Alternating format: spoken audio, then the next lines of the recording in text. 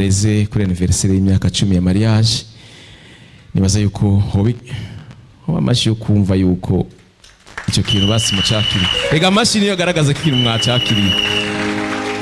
Ivyo tuzokwama tubikora kuko biri mu bintu biri ku mitima yacu. Haleluya. Imana ishimwe. Rero reka tugende mu mwanya wo kumva ijambo ry'Imana. Amashi menshi twakira umukozi w'Imana.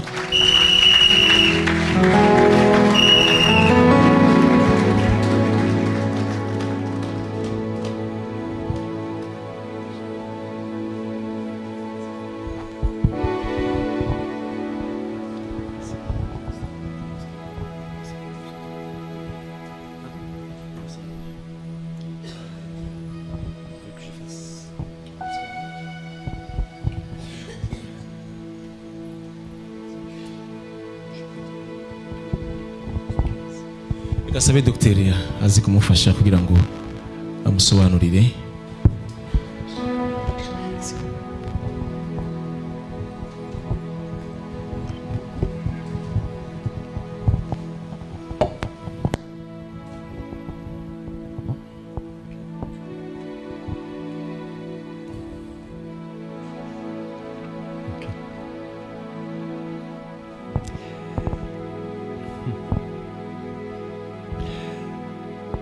Je suis très heureux d'être là aujourd'hui devant vous. Ndanezerewe cyane kubona umunsi imbere yanyu. Je vais d'abord aller accueillir mon frère.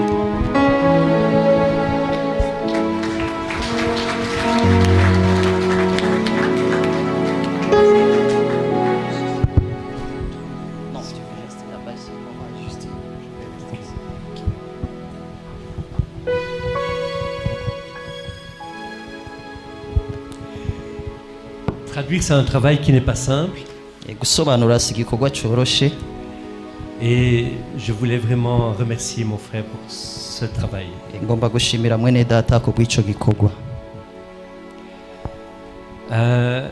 Avec mon épouse et mon fils,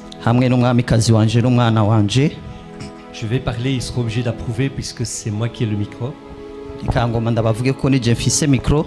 Mais nous sommes très heureux d'être là. C'est vraiment une grâce que Dieu nous fait d'être là.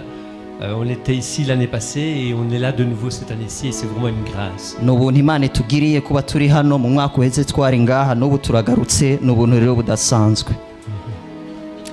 Il y a un an, on était ici pour la première fois. Et Pasteur Olivier nous a dit chaque fois que vous venez au Burundi, considérez que ici vous êtes à la maison. Et donc nous sommes très heureux d'être de retour à la maison.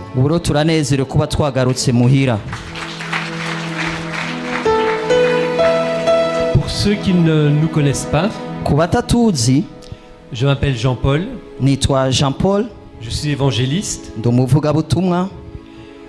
Mon épouse Chantal est assise avec notre plus jeune fils Jerry.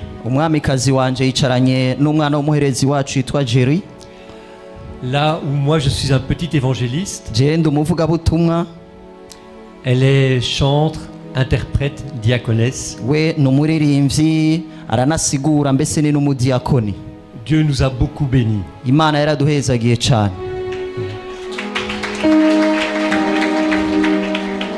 Nous œuvrons en Belgique dans un ministère d'évangélisation, le Puy de Sichard. Le Puy de Sichard, c'est cet endroit où Jésus va rencontrer la Samaritaine. Et si vous vous souvenez de cette histoire,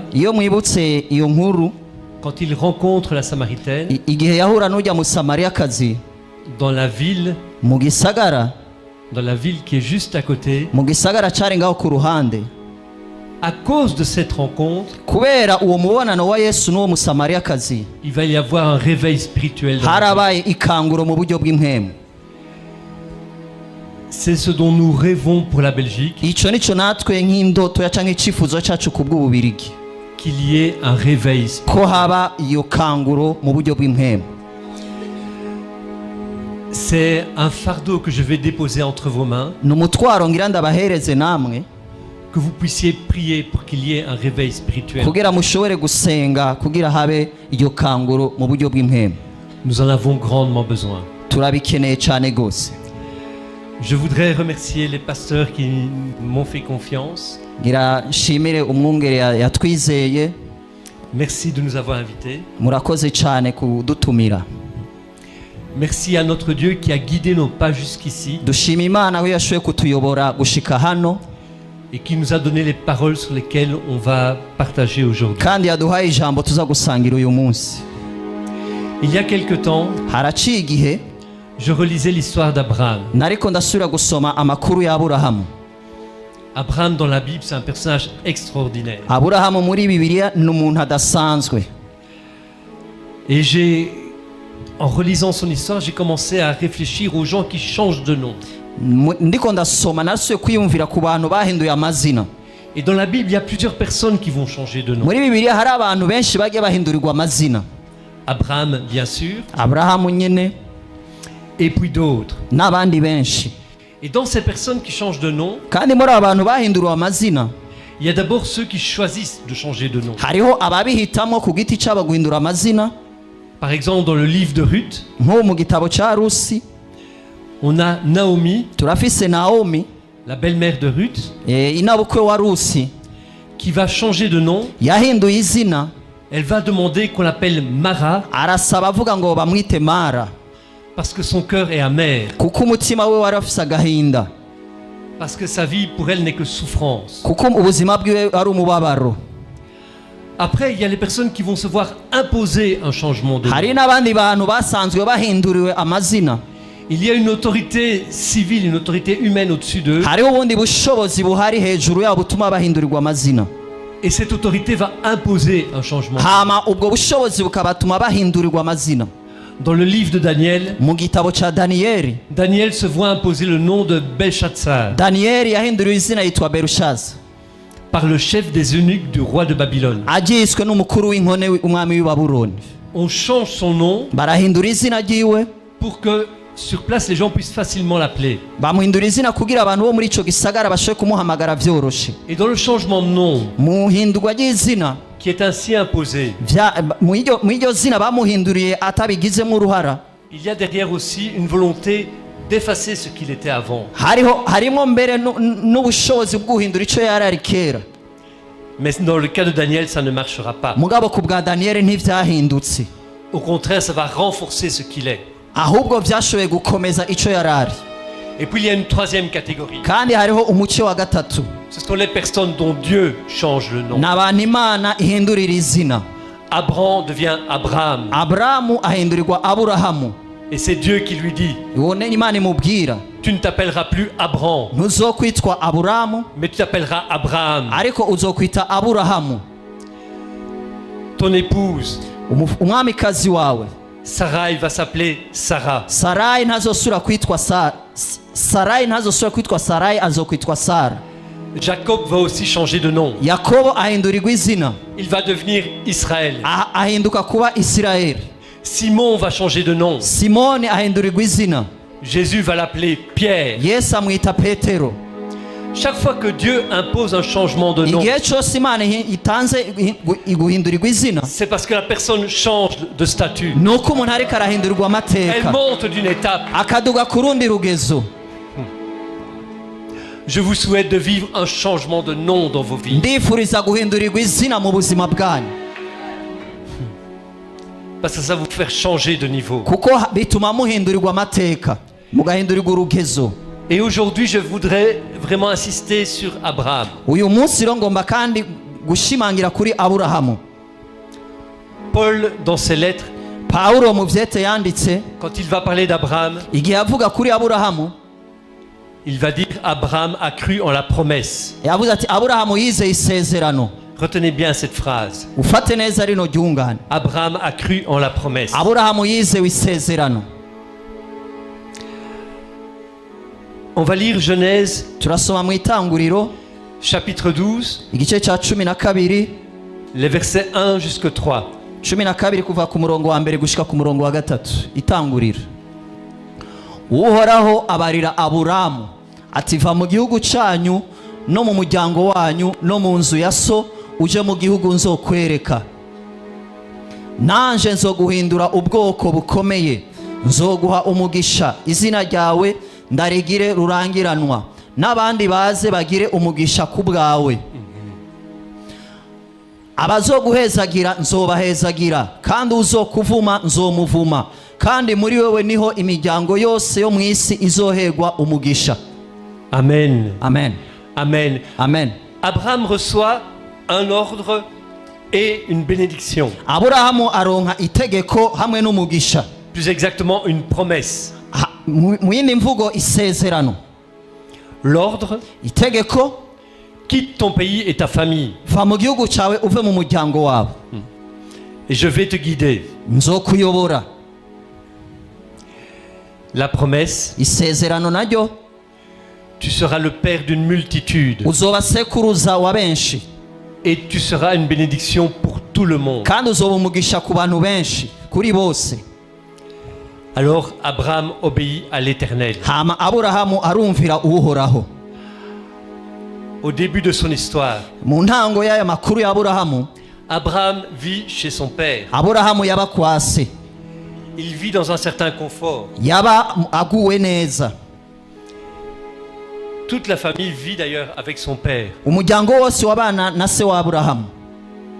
Mais Dieu lui dit, tu dois quitter tout ça. Ariko Imana iramubwira ati va muri ivyo bintu bireke. Tu dois quitter ton confort. Va muri ivyo usanzwe ubayemwo. Aujourd'hui, Uyu munsi quand vous êtes en Europe ou aux États-Unis, uri i Burayi canke muri Amerika, vous entendez beaucoup de chrétiens, murumva abakristo benshi, beaucoup de pasteurs abapasitori benshi qui peuvent vous dire, j'ai quitté le Burundi parce que Dieu m'a dit quitte le Burundi. bakubwira bati navuye mu Burundi kuko Imana yambwiye ngo va mu Burundi. Quitte le Burundi pour aller en Amérique, au Canada, pour aller évangéliser. Va mu Burundi ugende muri Amerika, ugende muri Canada mu ivugabutumwa. Je ne sais pas si vous en connaissez, Sinzi ngira harabo muzi, mais moi j'en connais une brochette très longue. ariko je hari abo nzi benshi.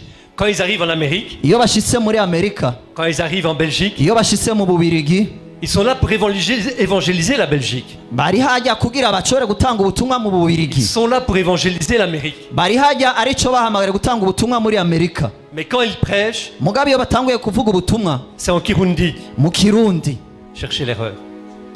rondera ikosa nawe.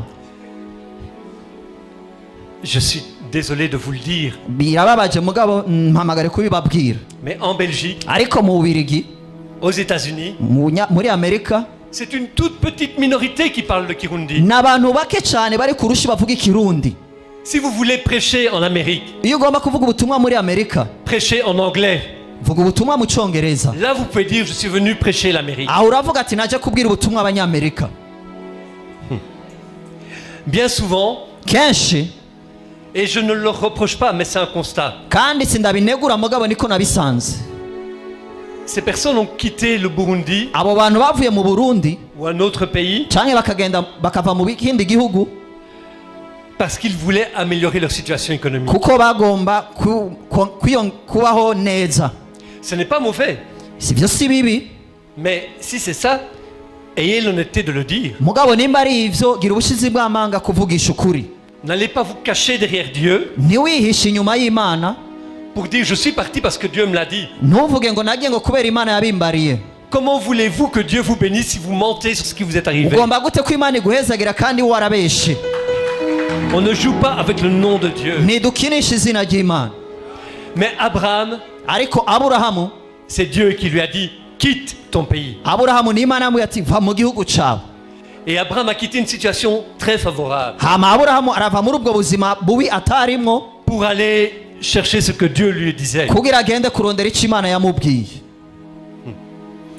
Abraham a obéi à l'appel de Dieu. Hama Aburahamu arumvira amahoro y'Imana, umuhamagaro w'Imana. Ce qui est impressionnant dans l'histoire d'Abraham, Igitangaje mu makuru ya Aburahamu, c'est que quand Dieu lui dit quitte ton pays, Abraham ne discute pas. igihe Imana yamubwira ati va mu gihugu cyawe, ntiyirirwa arasiguza canke abaza. Je vais être honnête. ngomba mvugisha ukuri. J'aime beaucoup le Burundi. Ndakunda cyane Uburundi.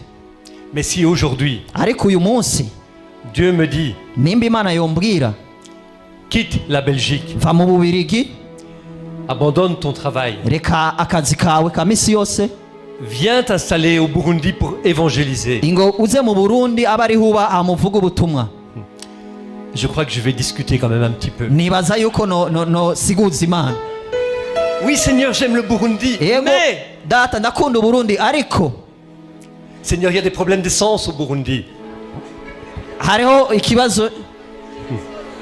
ikibazo c'igitoro mu Burundi. Mais Abraham n'a pas discuté. Ariko Aburahamu ntiyigeze asiguza, Il est parti. yaragiye. Il avait foi en Dieu et en la promesse. Yari afise ukwizera mu Mana n'isezerano yahawe. Pourtant, quand on lit les chapitres, Ariko iyo dusomye mu vyanditswe, quand on avance dans l'histoire d'Abraham, iyo ugenda usoma amakuru ya Aburahamu, on constate que la foi d'Abraham, urasanga ukwizera kwa Aburahamu, elle va progressivement se centrer sur la promesse. ukwizera kwa Aburahamu kwagenda gushingiye cyane cyane ku masezerano. Pas sur Dieu, mais sur la Apana ku promesse. Mana, ariko gushingiye ku isezerano yahawe n'Imana. Et c'est un problème que nous avons beaucoup, nous les chrétiens. Ico rero ni nakaga canke n'ingorane dufise twebwe abakristo. Bien sûr, nous avons foi en Dieu. Yego turafise ukwizera mu Mana. Ce matin, Uyu munsi mu gatondo, pasteur, ce matin, pasito, uyu munsi mu gatondo, si vous aviez annoncé qu'un prophète venait ici, iyo uvuga ko haza kuza umuvugishwa uyu munsi, vous auriez dû ajouter des chaises jusque dans la rue. mwari gukotesha intebe gushika hari inyuma. Parce que beaucoup de chrétiens cherchent les prophéties. Kuko abakristo benshi barondera ubuvugishwa, Ils ne cherchent pas Dieu. ntibarondera Imana, Ils cherchent la main qui donne. barondera ukuboko gutanga.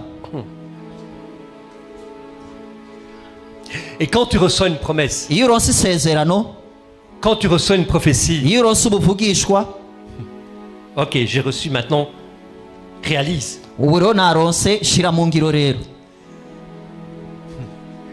La promesse, elle doit venir tout de suite. Isezerano cyari rishika ubwo nyene. Seigneur, ça fait 10 minutes que j'attends. Mana, haciye iminota 10 ndindiriye, Tu m'as déjà oublié? wamaze kunyibagira? Ça fait 1 an qu'il y a cette promesse. Haciye umwaka wose umpaye iri sezerano. Ça fait 1 an, on m'a dit que j'allais partir aux États-Unis. Haciye umwaka bambwira ko nzogenda muri Amerika. Où est le voyage? Où est le billet? Mbega urwo rugendo rurihe, iyo tike iri hehe? Quand un cultivateur met une graine en terre, Iyo umurimi ashize imbuto mu isi, mu ivu, il ne prend pas une chaise pour s'asseoir devant la graine et dire ntaca pousse. afata intebe ngo yicare impande y'imbuto ngo kura, Pousse. aritegeka ngo mera ubwo nyine. Il sait qu'il faut le temps que la graine meure. Arazi yuko ategeza guca umwanya kugira iyo mbuto ibanze ipfe. Il faut que la pluie arrose cette graine. Ategeza kuza imvura kugira ivomere ya mbuto. Ce n'est pas le temps perdu. Si umwanya utakaye, C'est le temps où lui-même se prépare pour la récolte. ni umwanya nyene uriko urategura kugira uzokwimbure.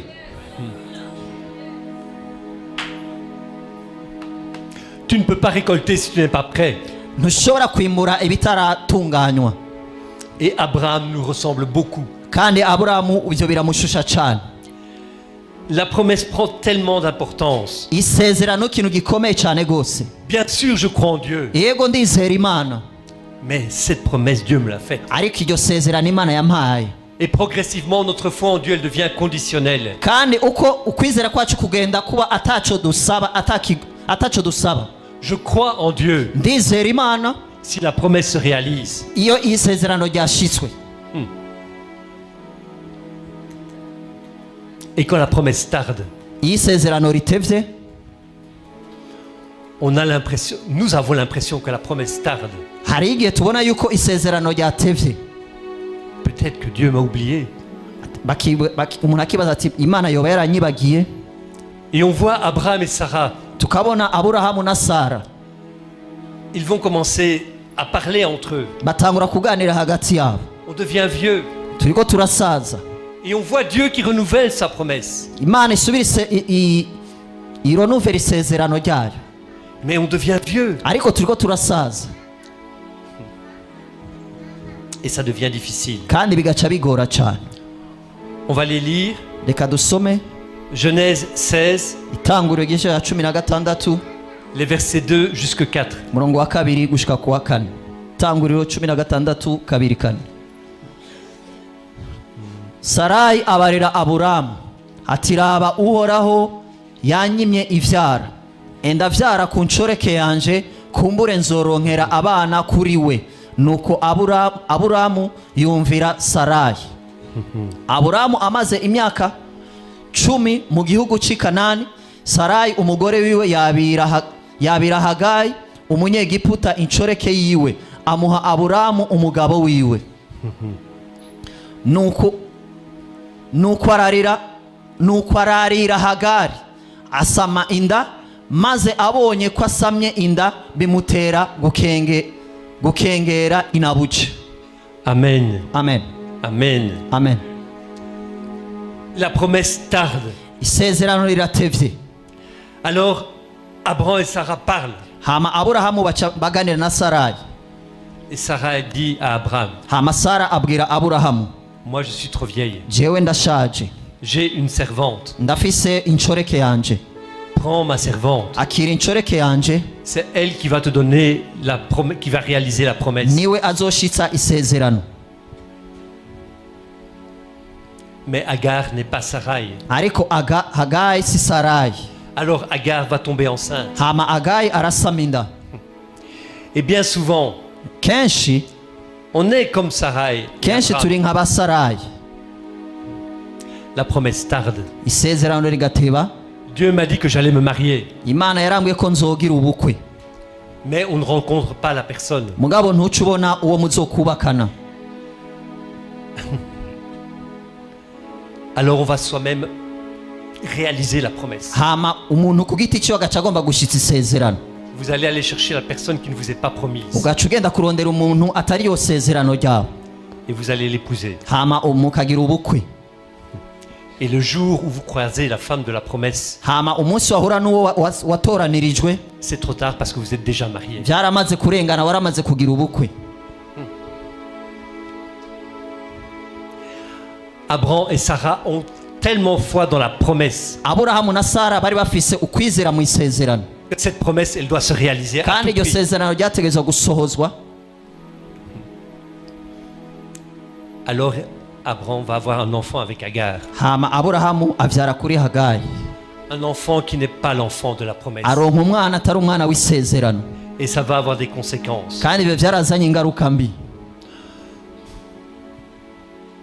Quand tu mets ta foi dans la promesse, Iyo ushize ukwizera kwawe mu isezerano, tu cherches toi-même à la fin à réaliser la promesse. ugomba wenyene gushira mu ngiro iryo sezerano, Parce que tu oublies que celui qui doit réaliser la kuko promesse, uca wibagira uwuzoshitsa isezerano c'est celui qui a formulé la promesse. niwe yatanguje izo sezerano, niwe yari Ce n'est pas guhaye. toi qui dois réaliser la promesse, c'est Dieu. Si uzoshitsa mu ngiro isezerano, ariko ni Imana.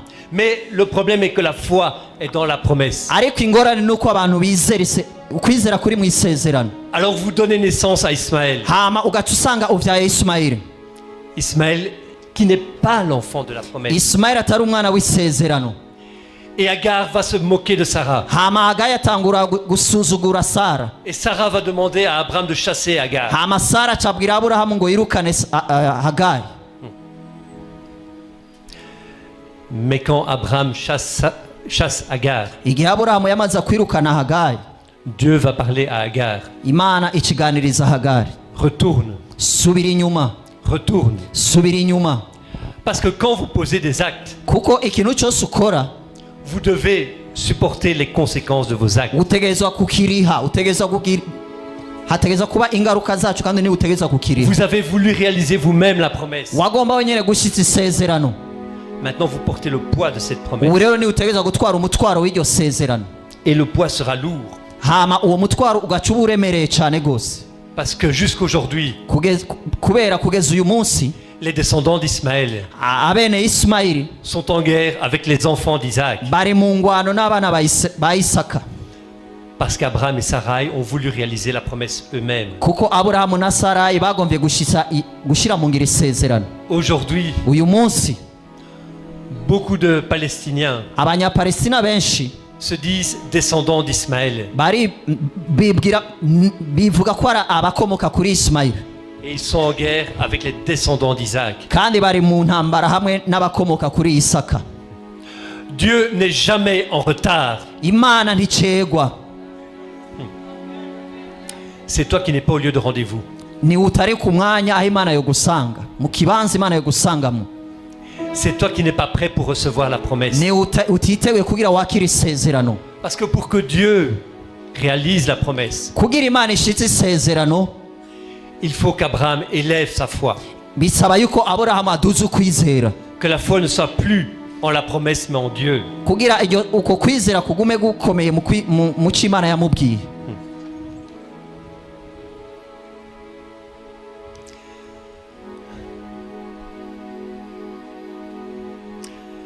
Chapitre 17, Genèse 17, les versets 15 et 16. Tanguriro 17 murongo wa 15 16. Genèse 17 15 16. Genèse 17, 15 et 16. Imana ibarira Aburahamu iti, Sarayi umugore wawe ntube ukimwita Sarayi ukundi, ariko uzomwite Sara. Nzomuha umugisha, nteko nguhe umwana kuri we. Ni koko nzomuha umugisha, kandi azoba inakuruza w'amahanga. Abami b'amoko bazokomoka kuri we. Amen. Amen. Amen. Amen. Ismaël est déjà né. Ismaël yamaze kuvuka. Et Dieu, malgré ce qu'Abraham et Sarah ont fait, Naho ivyo Sara na Aburahamu bakoze, il va renouveler sa promesse. arasura kandi kunagura isezerano. Mais cette fois, Ariko ubu naho Dieu va changer le nom d'Abraham et de Sarai. Imana icihindura izina rya Aburahamu na Sarayi, Parce que leur foi va sortir de la promesse. kuko ukwizera kuva mu isezerano. Cette fois-ci, la foi d'Abraham, Ubuho ukwizera kwa Aburahamu, la foi de Sarah ukwizera kwa Sara va être en Dieu. kuzoba kuri mu Mana. Quand vous lisez la suite, Iyo usomye imirongo ikurikira, Abraham commence à rire. Aburahamu atangura gutwenga. Comment ma femme qui est tellement vieille pourrait avoir un enfant? Mbega vyogenda gute ko umwamikazi wanje ashaje yoshobora kuvyara? Ça, c'est déjà un problème souvent des hommes. Ico ni kibazo kenshi abantu tugira. On voit nos femmes qui vieillissent, mais on ne se voit pas vieillir. Urabona umugore wawe cyangwa umwamikazi ariko arasaza muga ntiwibone nawe kuri kurasaza. Sachez que vous vieillissez au même rythme que vos femmes. Umenye yuko uko umwasaza niko nundi nawe asaza. Mais Abraham commence à rire. Ariko Aburahamu atangura gutwenga. Et Dieu lui dit, Sarah sera enceinte. Aramubwiye, Imana ibwira Aburahamu ati Sara azosama inda. Et l'attitude d'Abraham va changer. Hama inyifato y'Aburahamu irahinduka. Quand vous lisez les chapitres avant, Iyo usomye mu bice vyo haruguru, vous constatez que chaque fois que Dieu parle de cette promesse, urabona iyo Imana imubwiye iryo sezerano, et Dieu va en parler plusieurs fois, Imana ikarimubwira inshuro nyinshi, Abraham est rempli de doutes. Aburahamu yaguma afise amakenga. Parce qu'il ne voit pas comment lui-même, qui est aussi déjà vieux, va réaliser cette Kuko promesse. ntiyabona wenyene, kuko yabona ko ashaje, ati mbega iri sezerano ryoshigwa mu ngiro gute? Mais à partir de là, Ariko biciye muri ivyo, à partir de ce changement de nom, bivanye mu ihindurwa ry'izina, la promesse n'est plus sur lui, mais elle est sur Dieu. isezerano riri kuri we ariko riri ku C'est Mana. Dieu qui doit réaliser la Ni Imana promesse. izoshitsa isezerano. Si vous avez une promesse sur vos vies, Iyo ufise isezerano ku buzima bwawe, faites attention à qui réalise la promesse. gira ube maso, mbega ninde azosohoza iyo sezerano? Est-ce vous-même qui avez cherché à réaliser cette promesse, Vyoba ari wowe ugomba gushobora gusohoza iyo sezerano, ou est-ce Dieu qui l'a réalisée? canke n'Imana izorishitsa? Parce que ça change tout. Kuko bica bihinduka vyose. On va continuer à lire. Reka tubandanye gusoma Genèse 21, les versets 1 jusqu'à 3. Tanguriro 21 umurongo wa mbere gushika kwa gatatu. Tanguriro 21.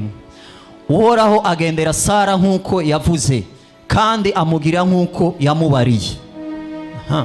Sara asama inda, avyarana na Aburahamu umuhungu mu butama bwiwe, mu gihe cashinzwe kimwe Imana yari yamubariye nyene. Come on. Umwana Aburahamu yavyaye amwita Isaka, uko uwo yavyaranye na Sara. La promesse va être réalisée. Isezerano rirashitswa. Sarah va être enceinte. sara asama inda Elle va donner un enfant qui s'appellera Isaac. umwana bamwita isaka. Mais écoutez bien, Umviriza neza, cet enfant ne peut naître que lorsque la foi d'Abraham est passée de la promesse à Dieu. uwo mwana ntashobora kuvuka mu gihe ukwizera kwa aburahamu kudaciye mu mana.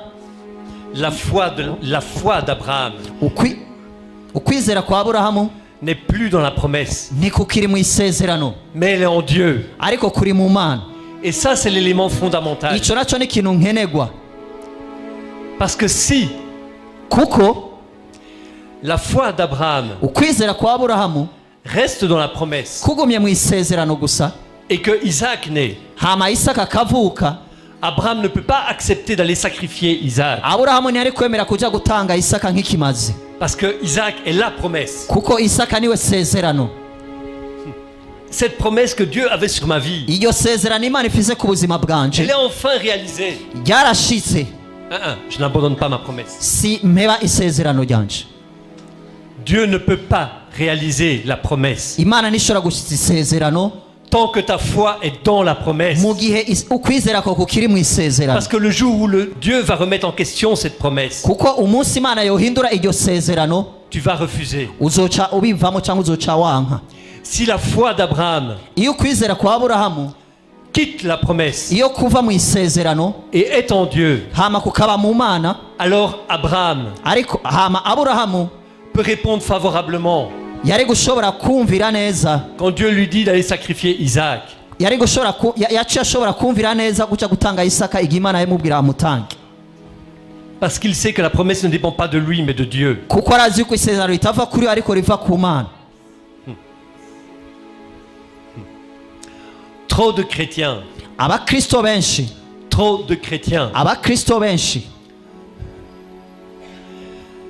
cherchent à tout prix les promesses et les prophéties.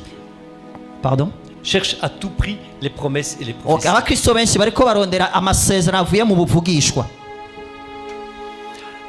Je connais des chrétiens. Ndazi abakristo, La personne est en train de prophétiser. umuntu ariko aravugishwa, Ils sont là dans l'assemblée. bari ngaho mu igugu ry'abantu benshi, Et ils essaient de crier Amen plus fort que tout le monde bakagomba batera amen cyane gose pour que le prophète les remarque kugira ngo umuvugishwa ababone, et vienne prophétiser sur leur vie. kugira ngo aze kubavugishwako.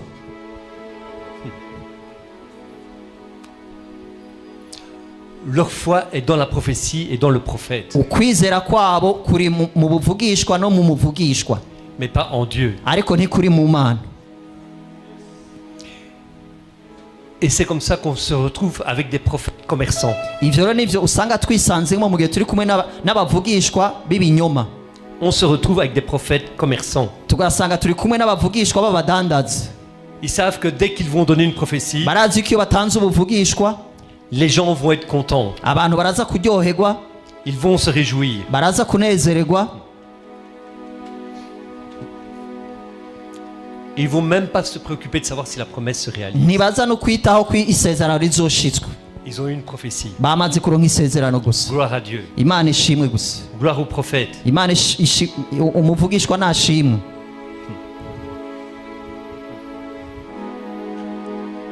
Et quand cette prophétie tarde à se réaliser, Iyo iryo sezerano ritevye gushikwa, alors on devient très intelligent. umuntu ategereza gucaca ubwenge, On devient même plus fort que Dieu. ugaca ugira inkomezi imwe mugomba gusumba n'Imana, On va tout faire pour réaliser cette promesse. ugaca ugwanisha kugira usohoze iryo sezerano. Je vais vous dire quelque chose. Ngoma ndababwira ikintu. Il y a une vingtaine d'années, Haraciye nk'imyaka ishika nka 20, notamment en Belgique et dans différents pays d'Europe, mu Bubirigi mbese n'ibihugu vy'i Burayi bimwe bimwe, il y avait beaucoup de gens qui croyaient à l'astrologie. hariho abantu benshi bari bizera ivy'ibigendajuru, Et ça fonctionne de la même façon. kandi vyakora uko nyene. Vous placez votre confiance dans la personne qui prédit cet avenir. Bagaca bizera abo bantu bavuga ivyo ubwo buvugishwa bwa kazoza, Tu vas quitter ton travail akava mu kazi kiwe, et tu vas avoir un travail plus intéressant. bakabavugisha ngo uzova muri ako kazi uje mu kandi keza cane. Et la personne est tellement convaincue par ce qu'on lui a dit hama uwo muntu agaca yemera cyane kubera bamubwiye, qu'elle-même prend l'initiative de quitter son travail. bigasaba agaca aheba n'akazi kiwe akabivamo. Et après, hey, Hama haca igihe ntihagire igishitswe. il y a la moitié de la prophétie qui s'est réalisée. Hariho igice cy'ubuvugisha cyashitse. Tu as quitté ton travail. Waravuye mu kazi kawe, Mange maintenant. fungura rero turabe.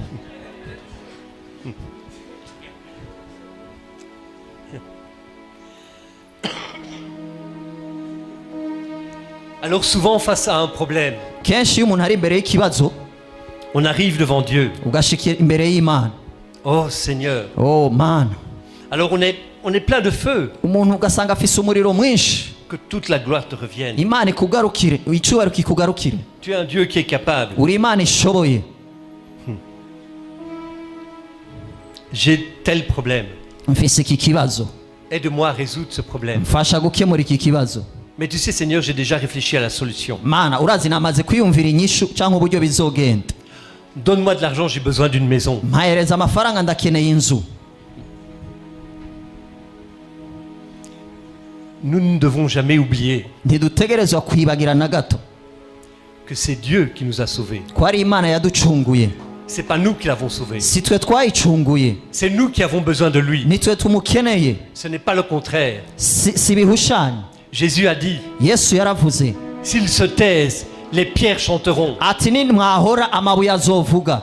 C'est nous qui avons besoin de lui. Ni twebwe tumukeneye, C'est nous qui sommes dépendants de lui. ni twebwe tumukeneye. Alors quand tu arrives avec ta solution, Rero iyo ushitse n'inyishu yawe, méfie-toi parce que Dieu peut réaliser ce que toi tu demandes. wiyubare kuko Imana ishobora gukora n'ivyo ushoboye gusaba. Seigneur, j'ai besoin d'un logement. Ukabwira Imana ati ndakeneye uburaro, Donne-moi de l'argent. mpereza amafaranga. Et là, il y a quelqu'un qui vient, il a une dette vis-à-vis de toi, il vient régler sa dette. Il te donne même 1 million de francs bouts. Hakaza umuntu akaguha ayo mahera kugira ushobore kuriha iryo deni nk'umuriyoni w'amarundi. Mais par rapport à tes besoins de logement, Bivanye nuko ukeneye gukemura icyo kibazo cy'uburaro, ça va peut-être payer 3 mois de loyer. ugasanga urishe nk'amezi 3 y'inzu, Et dans 3 mois, tu vas revenir vers Dieu. hama mu mezi 3 ugaca usubira kandi ukagaruka. Seigneur, j'ai besoin de logement. Mana, ndakeneye kandi amahera yo kuriha inzu, Donne-moi de l'argent. mpereza amafaranga. Et je t'ai déjà donné de l'argent. Naguhaye amafaranga, Tu m'as dit que tu avais besoin d'argent. wambwiye ko ukeneye amafaranga. Je t'ai exaucé. Narashize mu ngira icyo wansabye. Si vous avez un problème, Iyo ufise ingorane, ayez l'humilité de venir devant Dieu. iyi ngo uciye bugufi imbere y'Imana, En ayant bien cerné le problème. umaze kwiyumvira neza kuri iyo ngorane ufise. Parce que ton problème, c'est pas l'argent, ton problème, c'est le logement. Kuko ingorane yawe si amafaranga, ingorane yawe naho ni uburaro n'inzu. Laisse à Dieu le soin de trouver la solution. Reka Imana aba ariyo nyene ironderera inyishu.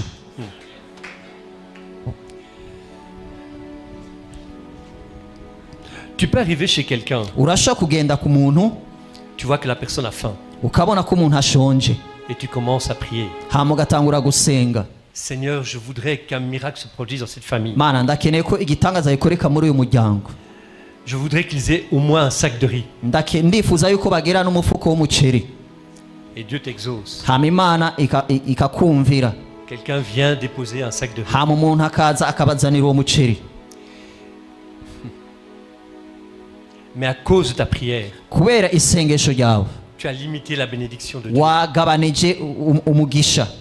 Dieu avait peut-être prévu un camion de riz. Imana ishobora kuba yateguye ikamyo y'umuceri, Mais toi, tu n'as demandé qu'un sac. ariko we wasavye agafuko k'umugisha. Parce que tu as vu les choses à ton niveau. Kuko waravye urabishije amaso Dieu voit yawe. les choses à un autre. Imana iraba ibintu ku rugezo rwo hejuru. Arrête de chercher la main qui donne. Cherche Dieu. Reka kurondera ukuboko gutanga, ariko urondera Imana. Arrête de mettre ta foi dans la promesse. Mets ta foi en Dieu. Reka gushira ukwizera kwawe mu isezerano, ariko ushira ukwizera kwawe mu Mana. Change de nom. Hindura izina, Change de nom. hindura izina, Passe à un autre niveau. uje ku rundi rugezo.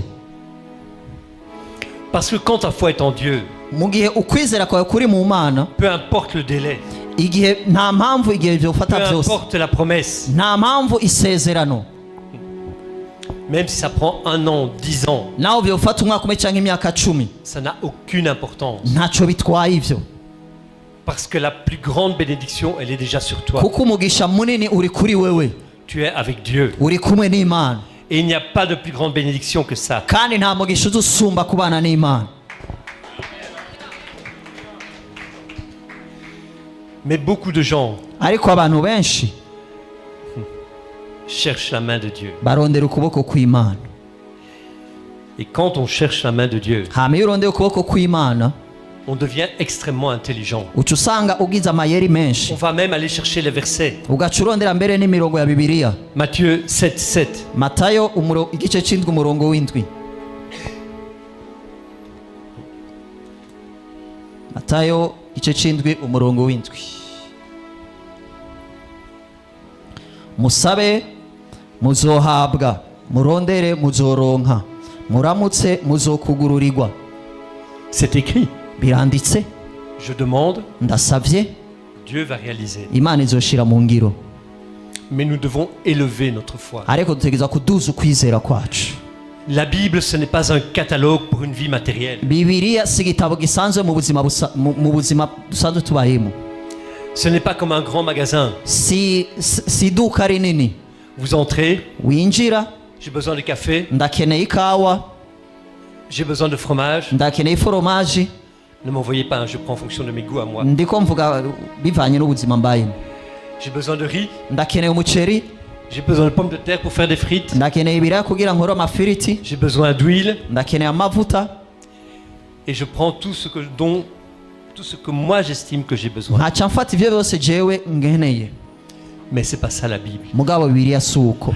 La Bible est la parole de Dieu. Bibiliya ni ijambo ry'Imana. Le but de la Bible, Intumbero ya Bibiliya c'est de vous amener à Dieu. ni kugira ibazane ku Mana. Paul a dit, j'ai gardé la foi, j'ai mené le bon Pawulo combat. yavuze ati naragumije ukwizera nagwanye intambara nziza. Le but de la Bible, Intumbero ya Bibiliya c'est que vous ayez foi en ni Dieu, kugira wizere Imana, que vous gardiez cette foi, kugira ugumane uko que kwizera, vous marchiez avec Dieu kugira ugendane n'Imana chaque jour, iminsi yose, chaque jour, iminsi yose, chaque jour. iminsi yose. L'année passée, Mu mwaka uheze j'avais une Bible plus petite que celle-ci. nari mfise Bibiliya ntoya atari nk'imfise. Je vais faire un aveu à mon épouse. Nagomba kugira isezerano n'umwamikazi wanje. Cette Bible, je l'ai oubliée dans le train. Ati Bibiliya nayibagiye muri train, Je n'ai jamais osé le lui avouer. sinabimubwiye. J'oublie souvent mon GSM dans le train.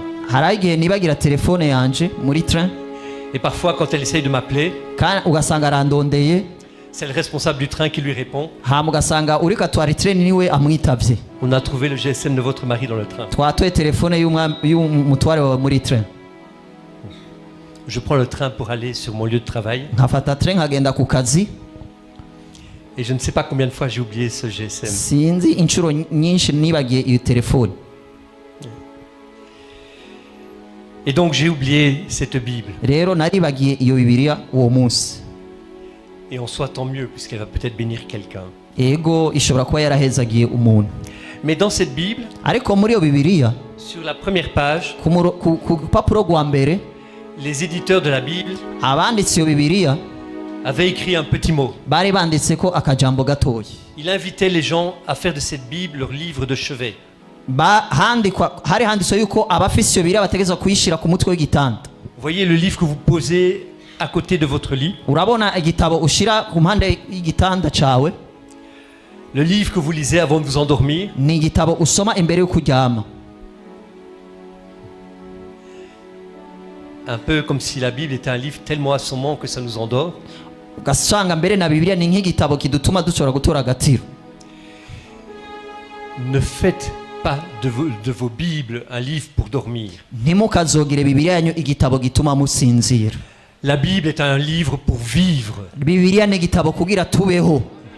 Vous voulez lire, vivre, lisez la Bible. Ugomba kubaho, soma Bibiliya. Pas seulement pendant les cultes, Apana gusa mu mwanya w'amateraniro, mais tous les jours. ariko iminsi yose. Même si c'est 1 ou 2 versets par jour, Nawo umurongo umwe canke ibiri ku munsi, lisez. soma. Certains vont me dire que parfois, lire la Bible, c'est dur. Benshi barashobora ngo gusoma Bibiliya ko bigoye. Quand vous arrivez dans les généalogies, iyo ushitse mu bisekuruza c'est dur d'aller jusqu'au bout. biragoye biragoye aho utoheza ico gice mu bisekuruza vya Yesu. Mais vous trouvez que vivre c'est facile? Ariko murumva yuko ko kubaho byoroshe Quand vous êtes adulte, iyo umaze gukura, quand vous devez vous casser la tête pour la nourriture, iyo uri kuragwanisha kurondera ibifungurwa, pour le logement, urondera ayo kuriha inzu, pour le travail, urondera akazi, pour l'essence, urondera aya essence, quand vous devez chercher un moyen de transport pour aller d'un point A à un point B, iyo uri kurarondera ukuntu wiyunguruza uva ngaha uja ahandi, vivre ce n'est pas facile. kubaho si ibintu vyoroshe. C'est pour ça que la Bible n'est pas un livre facile. Nico gituma na Bibiliya atari igitabo coroshe. Lisez la Bible tous les jours. Soma Bibiliya iminsi yose. Nous sommes chrétiens. Turaba Kristo. Nous devons passer d'Abraham à Abraham, Dutegereza kuva kuri Aburahamu tukaja kuri Abrahamu, de Sarai à Sarah. tukava kuri Sarayi tukaba Sara. Nous devons élever notre foi. Dutegereza kuduza ukwizera kwacu. On va les lire Romains 12, 3. Turasoma mu Baroma igice ca gatatu.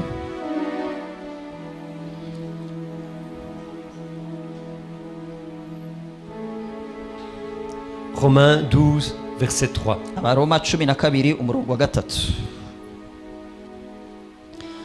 Ndababwira umuntu wese muri mwebwe, mbwirije n'ubuntu nahawe, yoye kwifata uko ari, yamara yiyumvire yitonze nk'uko Imana yagereye umuntu wese ukwizera. Amen. Amen.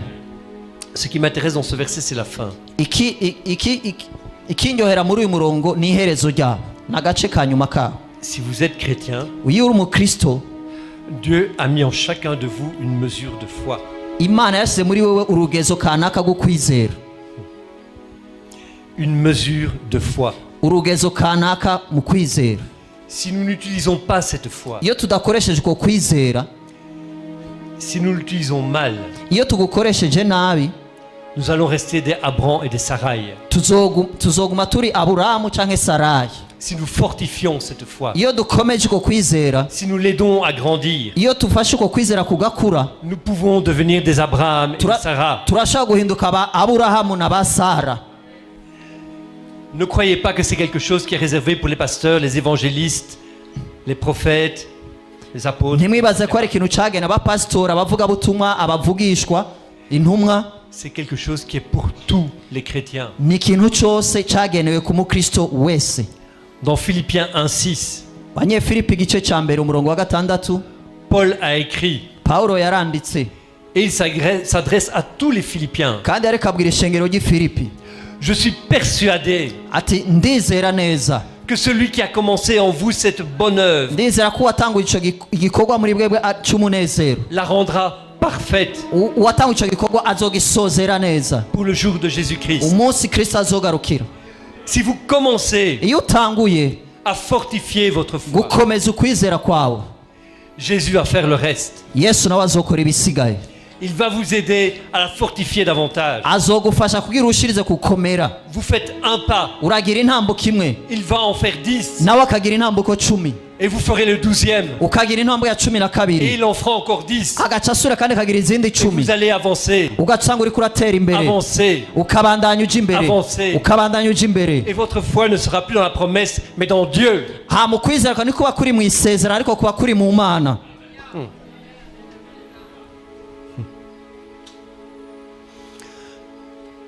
Alors comment fortifier sa foi? Mbega umuntu yokomeza gute ukwizera kwiwe? Romains 10, 17. Abaroma igice ca 10 umurongo wa 17. La foi vient de ce qu'on entend et ce qu'on entend vient de la parole de Dieu. Kwizera kuzana no kumva kandi kumva ijambo ry'Imana. Vous voulez faire grandir votre foi? Ugomba kuduza ukwizera kwawe. Lisez la Bible. Soma Bibiliya. Lisez la Bible. Soma Bibiliya. Ça fait au moins 2 ans Haraciye imyaka 2 que chaque fois que je prêche, igihe cyose ndiko ndavuga ubutumwa je dis aux gens, lisez vos Bibles. nkabwira abantu ati soma Bibiliya zanyu. Nous sommes ici en vacances Turi ino mu karuhuko pour plus ou moins un mois. ukwezi kumwe Nous reviendrons, si Dieu le permet, l'année prochaine. bishobotse imana ibikunze tuzogaruka mu mwaka uza. Rien ne serait plus heureux pour moi Nta kintu coshobora kunezereza que dans un an, quelqu'un vienne me trouver. nko mu mwaka uza umuntu akaza akandondera Je lis ma Bible. ati ndasoma bibiliya yanje, Je lis ma Bible. ndasoma bibiliya yanje bivanye n'ubutumwa watubwiye, Et ma vie a changé. hama n'ubuzima bwanje bwarahindutse. Je souhaite aujourd'hui que vous changiez de nom. Ndifuza ko uyu munsi muhindurirwa amazina, Que vous ne soyez plus Abraham ni Sarai, mais que vous soyez Abraham et Sarah. ko mutaguma muri ba Aburamu ariko mugahinduka ba Aburahamu, Avec- ko mutari ba Sarayi mugahinduka ba Sara, Avec une foi puissante en Dieu. hamwe no kwizera gukomeye mu Mana. Mais je vous souhaite surtout de ne pas vous arrêter là. Ndifuza yuko mudahagarikira ngaho gusa.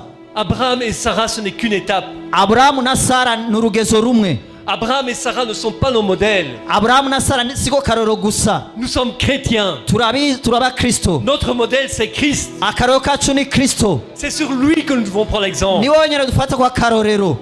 Il faut accepter d'avancer par rapport, Dutegereza kwemera tukavansa intambuko ku yindi, d'avancer pas à pas. tukagenda dutera imbere intambwe ku yindi, Mais il ne faut pas s'arrêter au milieu du chemin. ariko ntugahagarikire mu nzira. Il faut viser Christ. Ifo gutumbera Kristo gusa, C'est lui notre modèle. niwe karorero kacu, niwe citegerezo cacu. Quand Jésus est au jardin de Gethsémani, Igihe Yesu yari mu itongo rya Getsemani, vous voyez le niveau de foi qu'il habite. urabona ukwizera, urugezo rwo kwizera kwari muri we. Il sait ce qu'il attend. Yarazi ico ararindiriye, Il sait qu'il va être revêtu de tous nos péchés. yarazi yuko aza kwikorera ivyaha vyacu vyose, Il sait que lui qui n'a jamais péché, arazi yuko we ategeza akora icaha na rimwe, il va devenir péché. aza kuba icaha. Ce sont les mots de Paul.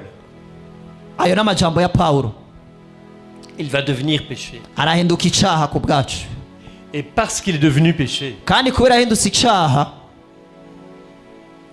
l'espace d'un instant, il va être séparé du Père. aciye akanya gato aca aratandukana na data.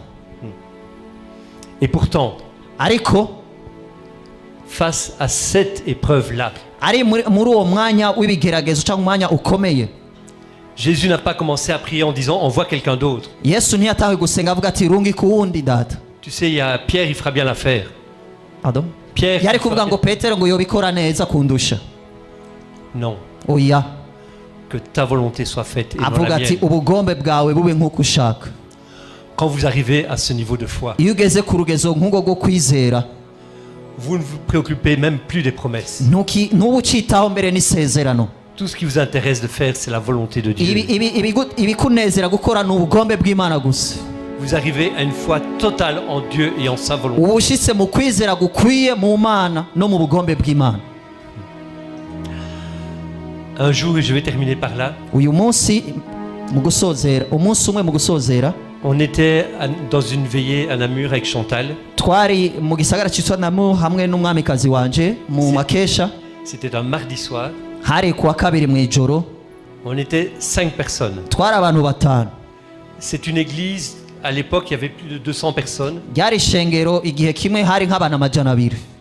Et dans cette veillée, on n'était que 5 personnes. Hama muri ayo makesha twari abantu batarenga batanu. On a commencé à prier. Turatangura turasenga. Et il y a des moments où, dans les prières, il se passe des choses extraordinaires. Hariho n'igihe mu masengesho haba ibintu bidasanzwe. Il y a des moments où vous vous trouvez tous dans le même esprit. Hari igihe usanga muri mu masengesho mwese muri mu mpwemu imwe. Quand vous êtes dans le même esprit, Iyo muri mu mpwemu imwe, la Bible dit, la Bibiliya iravuga iti, si 2 personnes ati iyo abantu babiri prient dans le même esprit, bari mu mpwemu imwe, ce qu'elle demande va se réaliser. ico basaba cyose kirashitswa.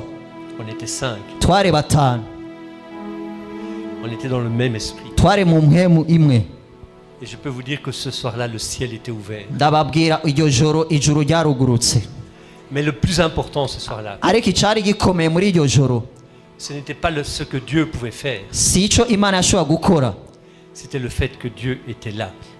Igikomeye nuko Imana yari kumwe natwe. On n'a même pas pensé à demander quoi que ce soit, même pas pensé à prier pour un malade. Ntitwagombye ngo dusabe ibyo dusaba cyangwa ngo dusengere abagwayi. On était juste dans la présence de Dieu. Twari gusa mu bwiza mu buntu bw'Imana. Et il n'y a rien de plus grand. kandi nta kintu gisumba icyo kuba mu kubaho kw'Imana. Que Dieu vous bénisse abondamment. Imana ibahezagire cyane gose.